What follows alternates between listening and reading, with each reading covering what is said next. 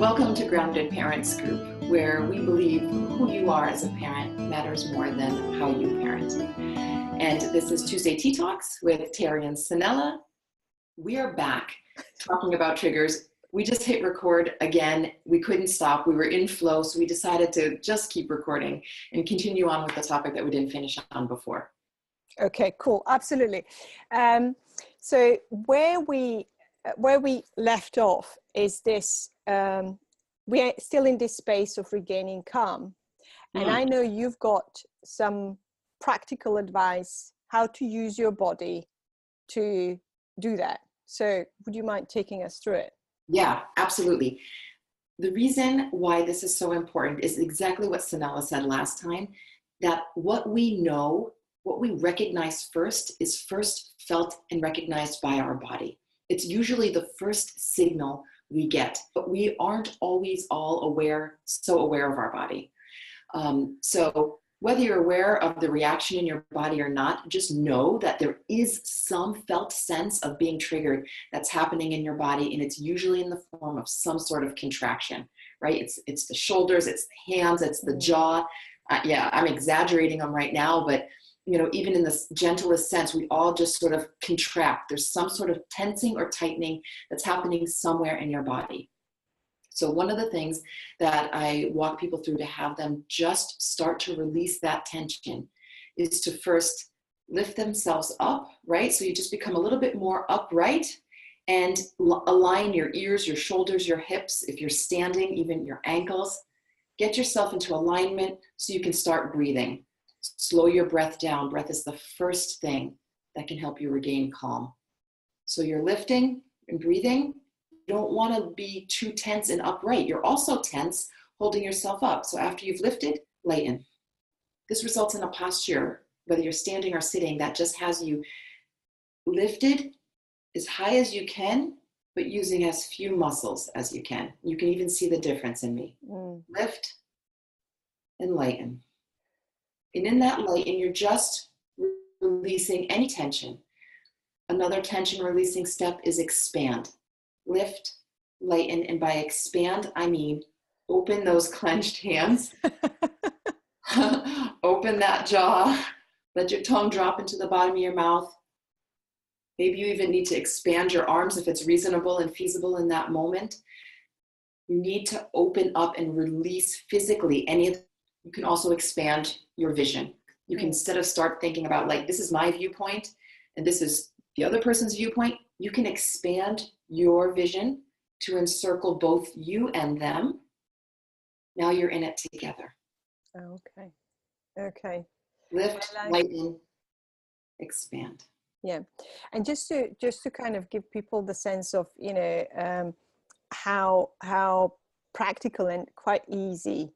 I mean, it sounds like a lot, but, this morning when I was annoyed with something else, so I was driving and I just remembered. So it was really kind of straightening my back while I was driving, then really stretching and taking the breath in. And what I also find when I take it in and let it out through my mouth, it also kind of, I have that release. Nice. And I mean, I was on my own, so I could go. Oh, I've done it. I've done it in front of my kids, and they tell me, like, I can tell you're annoyed. I'm like, what you can tell, what you're sensing is that I'm trying to calm down. Yes, yeah, I'm in the process of regaining my calm. Yeah. Excellent. So it does work. What we talked about at the end of the last call is this. So yes, and exactly what I experienced this morning, I regained calm. That anger was still there. Actually, there was a thinking, I want to be angry. Okay, so I didn't want to let go. Yeah, it's residual anger. Yes. Do you have a sense of what was behind that? I had a little think about it, and I think really it's unfinished. So yeah. This is just sort of like the beginning. It feels it's creating that space. So we've created a space, but the real work of addressing whatever happened, not the real work, the kind of the tough conversation still has to happen. Yeah. Our job in this kind of creating the space to react, to respond rather than react, is not just to calm ourselves down and create the space.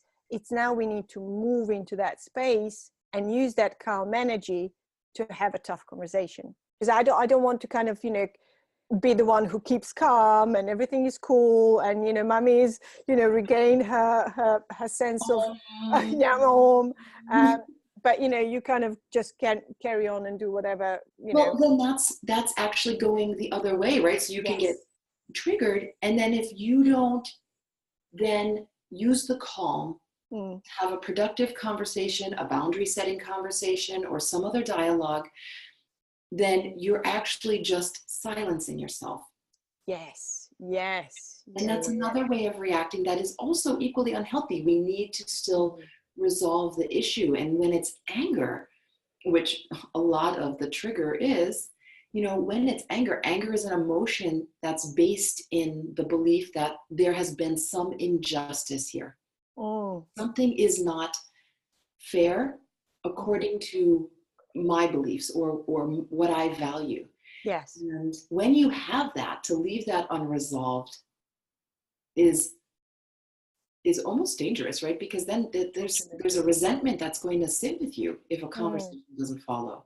Absolutely. And part of our Daring Way work is one of it's sort of stockpiling. So if you stop the process there, all you're doing is taking everything onto yourself. You're either stuffing it in somewhere that will eventually explode, whether that's going to be like the explosion that will be totally unrelated to what's going on, and people will be like, what's with her or Kim, or it's gonna if you are really used to keeping your emotions in, it will show again in your body in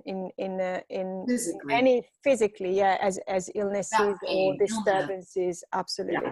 So definitely, so I think the key point here is that regaining calm and getting that lid back on is just one part of it.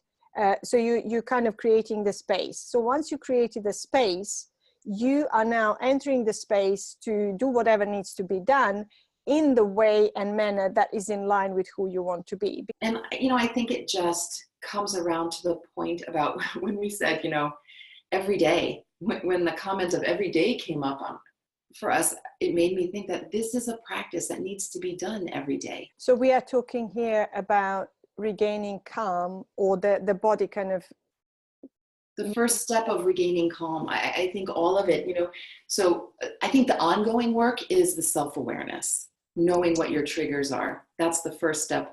And that should be ongoing, deep personal development work that hopefully we're all engaged in. The second part can be a physical practice that you need to do every day is this, this lift, lighten, and expand technique.